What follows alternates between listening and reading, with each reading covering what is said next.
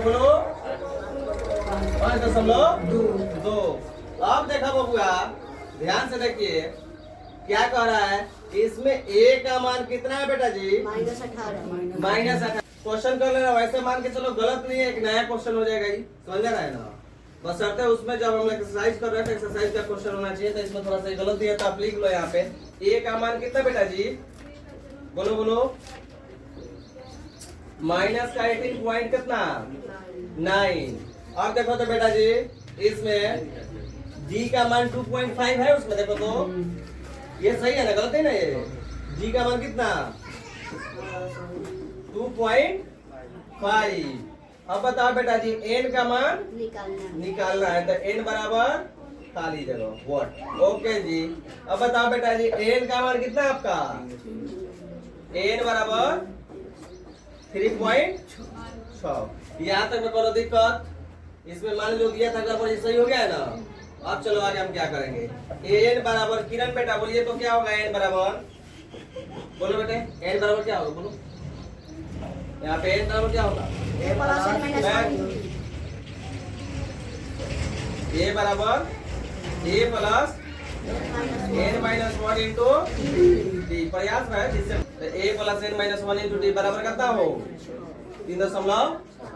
अब देखा बेटा जी, भाई देखा लो, a का मान कितना था बेटा? -18.9। अब प्लस बताओ n के मान निकाले के बन हो, तो n-1 d के मान कितना बेटा? बोलो लो।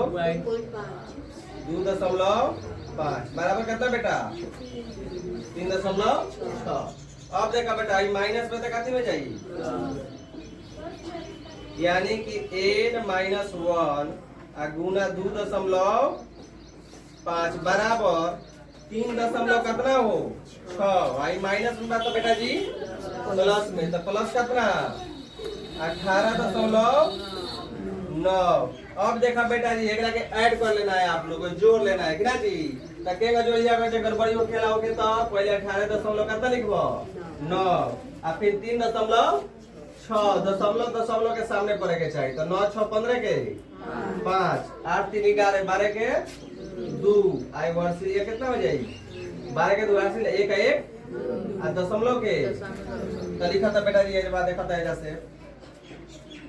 फिर क्या लिखबो बताओ?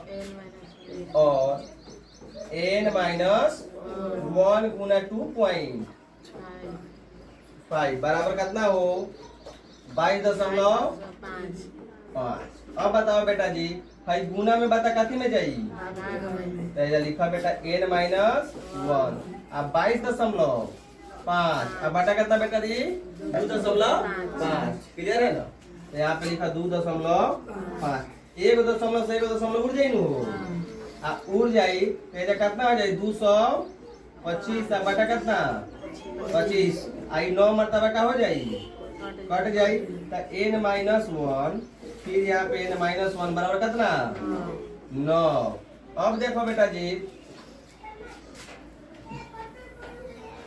ध्यान से देखिए, n-1 तो माइनस में 1 तो ले काती में बेटा प्लस में, तो क्या लिखबो?